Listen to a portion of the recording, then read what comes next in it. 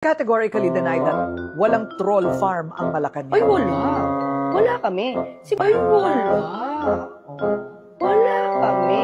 Pero po kasing lumabas na voice recording, kung pwede po natin mapanood, para sa inyo po manggaling kung totoo ito o ito ay AIO o ito'y kagagawan lang ng mga ibang taong gustong manira, pwede po natin mapakinggan. Humingi ka naman ng dagdag. Puro palpak naman yung mga vlogger mo. Pasensya na, madam. Ginagawa naman po namin lahat yung mga script na pino-forward sa amin eh. For the satisfaction of Senator Robin Padilla, hindi po ako ang nasa video. One eternity later. Ban na ng OpenAI ang Philippine ChatGPT accounts na napapabalitang ginagamit ang platform para mag-generate ng social media comments na pumupuri kay President Bongbong Marcos at tumutuligsa naman kay Vice President Sara Duterte. Sabi ko, the only option that we have is social media. Kaya doon kami nag-concentrate. Kaya nag-hire ako ng libo-libo na troll army. Kapag ka sinabi po natin public information, naniniwala po ba ang PICO na dapat hindi ito political propaganda? Ang public information po dapat hindi political propaganda. Dapat po ay katotohanan, di ba po? News dissemination must be based on truth. Opo, kahit Yes. walang proteksyonan na kahit na sino. Mali o tama, dapat public truth. information The truth. malaman Yes. ng katotohanan. Yes, sir. Opo. Meron po tayong katanungan na nakakagulo rin po. Kanina tinanong na po ito ni Senator Raffy. Katunayan, paglakad po niya doon, sinundan ko siya sa lounge. Sinabi ko sa kanya, "Boss, ba't hindi mo pa tinuloy?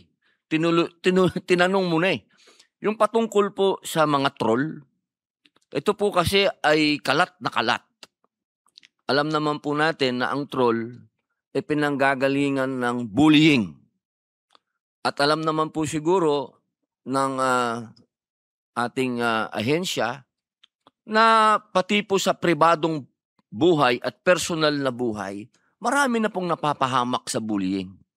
Meron na pong mga batang nagpapakamatay, meron na pong nasisira ang mga buhay, kagagawan po ito ng mga troll. Ang atin po bang ahensya, PICO, ay naniniwala na dapat may troll ang gobyerno? Hindi ko kailangan sagutin, itanong sa kanila. Dapat wala.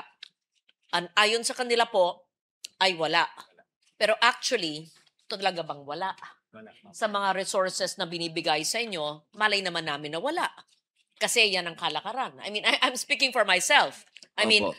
of course, the official statement. Again, I'm defending their budget. And I'm only saying this based on what is transmitted to me. But, not that I don't believe you, Secretary, but because it happens in real life, we don't know. So, I am told they do Nawala not have po. trolls. Opo. I am told they do not use government funds for fake news and trolls. All But- organic supporters. They're all organic supporters. And if you have any proof, please tell me. And I would be happy to call them out and to prove that to them. Meron po kasing, Yes. opo, maraming salamat po, ginang tagapangulo. Meron po kasing lumabas na voice recording, kung pwede po natin mapanood, para sa inyo po manggaling kung totoo ito o ito ay AIO o ito'y kagagawan lang ng mga ibang taong gustong manira, pwede po natin mapakinggan. Humingi ka naman ng dagdag. Puro palpak naman yung mga vlogger mo. Pasensya na, madam. Ginagawa naman po namin lahat yung mga script na pino-forward sa amin eh. Sinunod naman po namin. Puro nga kayo palpak eh. Puro kayo hingi ng budget, wala naman nangyayari. Ilan ba hawak mo na class A? Wala po akong hawak na class A. Puro class D lang po. 20 na troll. Sino yan? Yung grupo po ni Madarahog, kasama sila Rosalinda at taga-Bukid. Yan ba yung matandang mukhang gorilla na puro live ang pinagagawa? Yes po, madam. Sila din po yung humingi ng dagdag sa budget nila weekly. Talagang kapos na. Hindi na kami magdadagdag. Puro naman walang kwentang ginagawa ng mga yan. At Puro kayo kabubuhan sa totoo lang. Puro kayo palpak. Ang sakit naman magsalita, madam. Masakit ba? O masakit na ang bulsa? Sa totoo lang, nag-aabono na nga ako. Wala akong pera. Dahil sa kahingin nito si Madara. Wala akong pakialam at problema mo yan. Napakabobo ng mga kinuha mo. Hay, nagsasawa na rin po ako, madam. Ganito na lang. I resign. Starting today. And remind lang po kita, record din to pag-uusap natin. Shit. Pinatayan ako. Ayon po sa mga... Pwede niyo pong sabihin hindi sa inyo galing ito, ha? Opo. Hindi ko po sinasabing sa inyo galing ito. Opo. Ang sinasabi lang po nila, ito daw po ay boses ng USEC. Sa totoo lamang po ba? Sino po ba ito? I have no idea. I was about to ask you, Opo. who is it supposed to be? Can you please state on the record? Ang sabi po nila, ito daw po ay voice recording ni Yusek Claire Castro. Na daw siya po ay may kausap ng mga vlogger. So hindi po, sa inyo po hindi galing sa kanya. Opo. Instead of naming somebody that we're not sure of, why don't we send it to the NBI for voice print? Imbis na nanguhula tayo, nagbabanggit tayo ng pangalan. Because We're mentioning the name of Yusek or Atty. Castro. It's unfair for her. I-print nyo na lang sa voice print na lang sa NBI. Para I agree with hindi that. tayo masabi sa mga ganyang mga balitaan. Because I will give you an advice from Denzel Washington. Sabi niya, if you don't listen to the news, you're uninformed. If you listen to the news, you're misinformed. Ay, ganun lang. But Mr. President, I would just like to correct that. When I was in the news, it was the correct information. I worked very hard to validate all the news that I did, at least during my time. But regarding the request of Your Honor, Senator Padilla, I would not be in a position to ascertain the authenticity of the voice, and I would recommend the suggestion of the Senate President to please give that tape recording to the NBI for authenticity.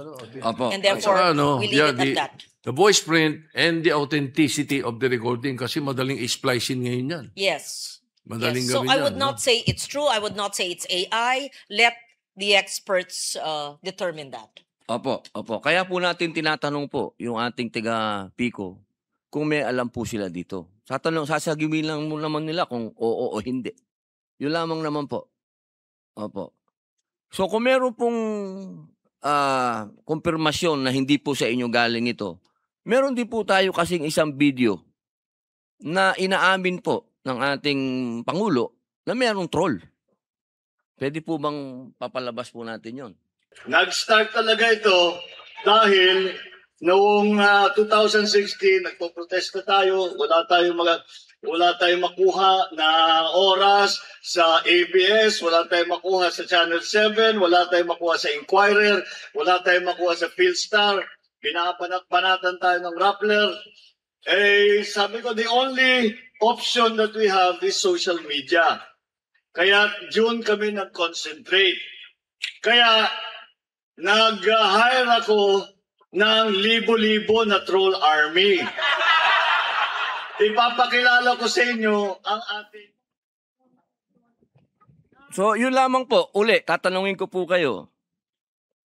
Ito po, pwede natin pa-imbestigahan ulit ito kung gusto po ninyo. Kung ito ay galing talaga sa tunay o ito po ay gawa-gawa lang ng AI o ano. Tanong lang po uli. I would like to inform you that was a joke. He meant a joke because tinitira siya ng mga troll noon. So ang ginawa niya, kunwari mayroon siya sariling troll. But I assure you that because I know it for a fact. But anyway, you go ahead with your question. Apo. So ito po, tanong lang po uli.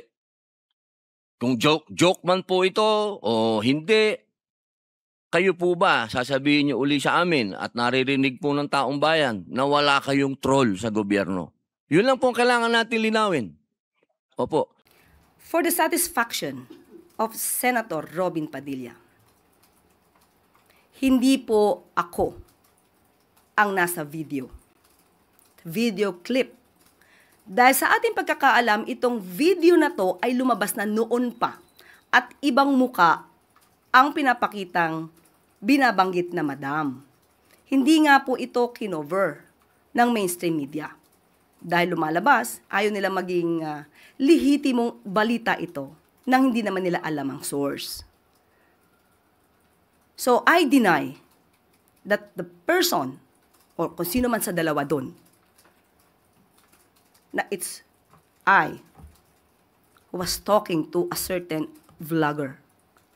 Now, si Senator Robin ay nagpapanukala ng anti-troll farm bill. Maganda ang kanyang adhikain, maganda ang kanyang pinapanukalang batas, troll farm for fake news. Sana maging modelo din po si Senator Robin. Modelo na hindi magpapagamit o magpapabiktima sa troll farm na nagpapakalat ng fake news. Sabi nga po ni Senator Loren kahapon, you should know first your source. And since dininay niyo po na kayo, ma'am, may balak po ba kayong gawing legal na aksyon regarding dito sa audio clip? Hindi nga po natin alam kung saan ang galing. Mas maganda po itanong niyo po sana kay Senator Robin, saan niya po ba nakuha ito? Anong source ito galing? Sa ating pagkakaalam, hindi ito galing sa mainstream. Kung galing ito sa mga troll, obligasyon niya pong magsabi kung saan yung source. Thank you. Next is Ana Bajo, GMA News Online. Morning, ma'am. Ma'am, do we expect more changes in the cabinet amid the ongoing performance review po na sinasabi niyo naman po na regular po siyang ginagawa? Hindi pa po nakakapagbigay ng update sa atin. Sa kasalukuyan, wala pa pong ganun. Wala pa pong muling balasahan. But ma'am, meron na kaya tayong ipapalit sa PLLO o sa PEA, NK, and sa CPLA, ma'am? Chief Presidential Legal Advisor. Kapag nabigyan na po tayo ng update, isi-share ko agad sa inyo. Pero how about ma'am shortlist? Kahit po shortlist. Wala pa nabibigay sa atin. Thank you po. Thank you. Next is Ivy Reyes, Billionario. Morning, Yusek. Ma'am, we understand that all decisions made by the ICI are entirely up to them because they're an independent body. But since the ICI is the President's initiative, may we know if Malacanang is confident in the ICI's commitment to live stream hearings? Kasi po, simula nung ilabas yung guidelines last week, lahat po ng resource persons nag-request for executive sessions, meaning they're not live streamed. And if we would just let resource persons, especially public officials, have their way in participating in these investigations, doesn't that defeat the purpose of transparency? Mahirap pong pangunahan ang mga alituntunin, ang polisiya ng ICI. Okay, this is created, established by the President, but that's the reason why it is called Independent Commission. Sila po ang magsasagwa ng kanilang mga procedure. At malalaman naman po ng ICI yan kung ano po ang hiling ng tao. At ayon naman sa kanila, may mga legal na basis kung bakit inaalaw nila yung executive sessions. So, mas maganda po na ang katanungan na yan ay sa kanila talaga iba to dahil mas alam nila kung ano ang nagaganap sa hearing nila. Thank you. Next is Chloe Hufana, Business World. Regarding sa cabinet shuffle pa rin, Yusek, is there any truth po na madidissolve ang office ni Secretary Go before? Tinawagan po natin si Secretary Frederick Go at sinabi po niyang madidissolve ang OSAPEA. At muli, anong meron pa? Number one, bakit? And number two po, hindi po ba ito makaka-affect sa mga ongoing trade negotiations such as yung mga FTAs and the tariff po with the US? According to SecGo, ang DTI naman daw po ang siyang nag-handle ng technical and substantial work with regard to trade agreements. So wala naman po maapektuhan. And considering na galing po si Secretary Go sa OSAPEA at siya din naman po ang magiging secretary, then Department of Finance. So magkakatulungan po yun. And kailan po effective tong pagde-dissolve na ito ng office? Pag dumating na po yung papel, isi-share ko po sa inyo. Within the week? Let's see. Okay. Follow-up question, Ace Romero, Philippine Star. Sec, if that's the case, why did the President even create the office? Para magkatulungan. But since si Secretary Go ay mapupunta na rin sa Department of Finance, at pareho naman po halos at magkakatulungan, so alam naman po niya ang expertise si Secretary Go, so might as well ma-dissolve ito para konti na lang po ang magiging ahensya. Total, pareho naman po ang naging leader ng dalawang ahensya. But during the time it was created, ano ba yung wisdom for creating that office given na meron naman pong NEDA, meron naman pong DTI, meron naman pong DOF? Alam naman natin kung saan ba eksperto si Secretary Frederick Go tungkol sa mga trade agreements. So since nga po ito naman ay natulungan na rin ng DTI at yung tao mismo, yung pinaka-head ng OSAPEA, ay mapupunta naman din po sa Department of Finance. Katulad na sinabi natin, magkakatulungan. So instead na magdalawa pang ahensya, na pareho namang eksperto doon si Secretary Go, so might as well ma-dissolve siya at pagtulungan na lang po ng ibang ahensya, especially DTI, na ngayon po ang DTI po ang itinalaga to handle the technical and substantial work for that. Salamat po. Thank you. That's the last question, Kuya Sec. Maraming salamat. Pangulong Marcos Jr. nakatakdang tanggapin ang ASEAN 2026 Coin at Philippine Festivals Coin series ngayong araw. Bilang pagkilala sa pagiging host country ng ASEAN sa 2026, nakatakdang ipresenta ng Bangko Sentral ng Pilipinas kay Pangulong Ferdinand R. Marcos Jr. ang ASEAN 2026 10 peso commemorative circulation coin mamayang hapon. Ang nasabing commemorative coin ay paghirang sa tungkulin ng bansa na pangunahan ang pagbubuklod ng Southeast Asian nations. Kasabay ding tatanggapin ni Pangulong Marcos Jr. ang mga bagong disenyo ng 100 peso Philippine Festivals commemorative coins na nakatakdang i-release sa 2026. Tampok sa 12 commemorative coins ang iba't ibang detalye o detalyadong disenyo na sumisimbolo sa mga natatanging pistang Pilipino. Nilalayo ng mga commemorative coins na ipagbunyi at ipagmalaki sa buong mundo ang ating makulay na kultura, mga tradisyon at pagdiriwang. Huwarang lokal na pamahalaan at DILG regional offices nakatakdang parangalan ni Pangulong Ferdinand R. Marcos Jr. ngayong araw. Pangungunahan mamayang hapon ni Pangulong Marcos Jr. ang Subay Bayani Awards 2025 kung saan paparangalan ang siyam na local government units o LGUs at 3 regional offices ng Department of Interior and Local Government. Layunin ng nasabing parangal na kilalanin ang mga LGUs na nagpamalas ng natatanging husay sa paghihikayat sa taumbayan na makilahok sa mga programa ng pamahalaan at sa mas bukas na implementasyon ng local infrastructure projects. Kinikilala din ng programa ang naging ambag ng DILG regional offices sa pag-monitor sa mga initiatives ng mga LGU. Ang siyam na mga LGUs na paparangalan ay ang Mountain Province, Aklan, Zamboanga Sibugay, Pasig City, Science of Muñoz, Victoria City, Victoria Oriental Mindoro, Sumilao Bukidnon at Magpet Cotabato. Samantala, ang 3 DILG regional offices naman ay ang National Capital Region, Eastern Visayas at Sorsogon.